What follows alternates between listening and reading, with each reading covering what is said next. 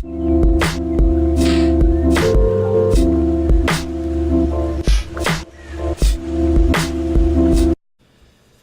안녕하세요. 평생투자 파트너입니다. 네, 오늘은 2018년 1월 18일, 네, 목요일이네요. 오늘도 화이팅하는 하루가 되시기를 바라겠습니다. 제가 이상하게 감기가 걸린 건 아닌데 갑자기 좀 목소리가 좀 잠겨 있네요. 양해 부탁드리고요. 오늘도 제가 책의 내용을 한번 보도록 하겠습니다. 자, 오늘의 이제 주제를 한번 보면은요. 아이고, 네, 자주 말씀드리는 내용입니다. 물타기는 금물, 피라미딩은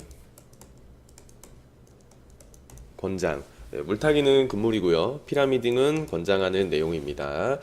책 내용을 이제 들어가 볼 텐데요.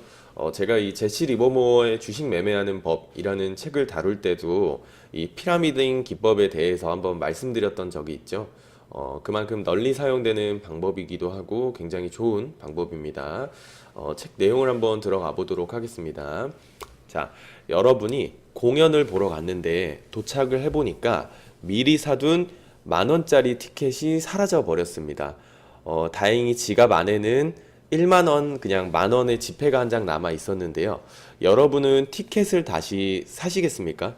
아마 여러분은 공연 관람을 그냥 포기하고 돌아설 가능성이 클 겁니다. 그럼 이제 스토리를 약간만 바꿔볼까요? 여러분이 예매를 하지 않고 공연장에 도착해서 지갑을 열어보니까 원래는 20,000원이 있었는데 10,000원을 어딘가에 흘려서 잃어버린 것을 알게 되었습니다. 그러면 여러분들은 공연 티켓을 사실 건가요? 아마 이 경우에는 아마도 공연 티켓을 살 확률이 클 겁니다.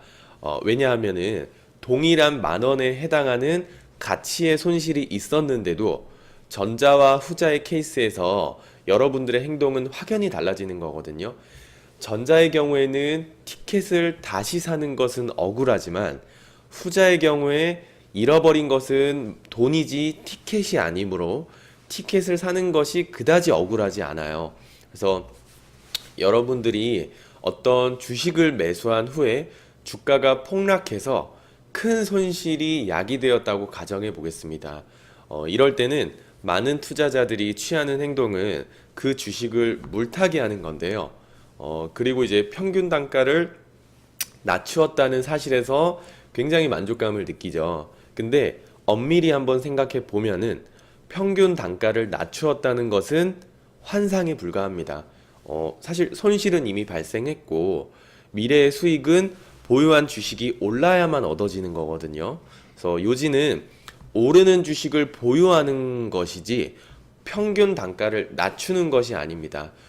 그럼에도 불구하고 이 많은 투자자들이 물타기의 함정에 좀 많이 빠지거든요.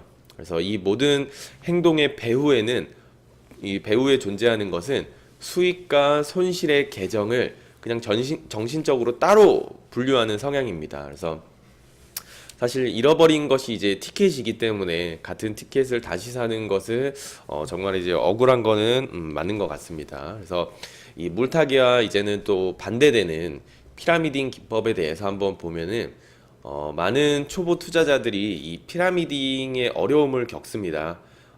왜냐면은 그 원인은 이 평균 단가가 높아진다는 사실에서 오는 심리적 불편감에 있는 거거든요.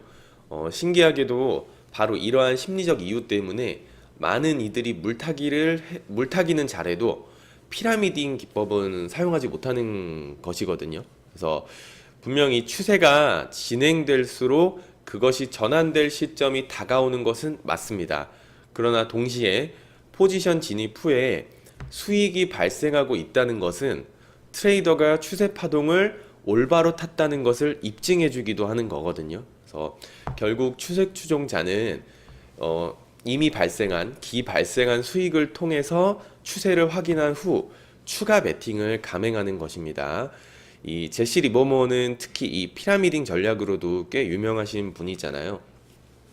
장세를 살펴본 후에 우선 소액으로 포지션을 취하고 수익이 발생하는지 여부를 살펴보았습니다. 생각과 달리 손실이 발생하면은 절대 추가 매수를 하지 않았고요. 오히려 시세가 예측한 대로 흘러가줘서 수익이 발생하기 시작하면은 적절한 시기에 맞춰서 추가 베팅을 했습니다. 이러한 모습이 차곡차곡 쌓아가는 듯하다 해서 피라미딩 기법으로 불리게 된 거거든요. 그래서 이 평균 단가의 이 착각에서 벗어나야지만 물타기를 방지할 수 있고 피라미딩을 올바르게 할 수 있는 거거든요. 그래서 수익이 이미 발생하고 있는 포지션은 추세가 확인된 포지션입니다. 그러므로 그러한 포지션을 추가하는 것이거든요. 그래서 확인된 포지션을 추가하는 거기 때문에 훨씬 더 안전하다라는 거고요. 이 평균 단가 같은 것은 이 뇌리에서 머리에서 그냥 전부 지워버리세요. 반대로 물타기는 애초에 분할 매수 계획의 일환으로 집행되는 게 아니라면, 그러니까 난 어차피 이거를 좀 분할 매수할 거야. 근데 추세가 좀 꺾여서 버티다가 한 번 더 쑥 올라올 때도 평균 단가가 낮을 수도 있거든요. 진입가보다. 그런 분할 매수의 계획의 일환이 아니라면은 물타기는 하지 않는 것이 좋고요. 이 시세가 이 자신의 생각과 다르게 흘러가는 상황에서 베팅을 늘리는 거잖아요. 물타기는 자신의 생각하고 다른 돌발적인 상황이기 때문에 이 시세의 관성을 좀 감안할 때는 더 불리한 입장을 그냥 취하게 되는 것입니다. 이 평가 수익이 발생하면은 그것을 잃게 될까봐 두려워서 너무 짧게 수익을 실현해 버리고, 평가 손실이 발생하면은 이제는 오르겠지라는 생각으로 더 사게 되는 겁니다. 이러한 행위가 어떠한 재앙으로 이어질 수 있는지는 이 베테랑 추세 추종자는 아마 뼛속까지 깊이 알고 있을 겁니다. 그래서 마지막 한번 정리 한번 하도록 하겠습니다. 이번 책에는 이제 책에도 어김없이 네, 정리 한번 다시 해도 죄송합니다. 네, 이제 중요한 것은 순이익이다. 종목이나 시장의 손익을 정신적으로 따로 계산하는 우를 범하지 마라. 계획에 없는 물타기는 평균 단가를 낮춘다는 환상 속에서 행해지는 가장 어리석은 행위 중 하나다. 수익이 나는 것은 보유하고 손실이 나는 것은 끊어라.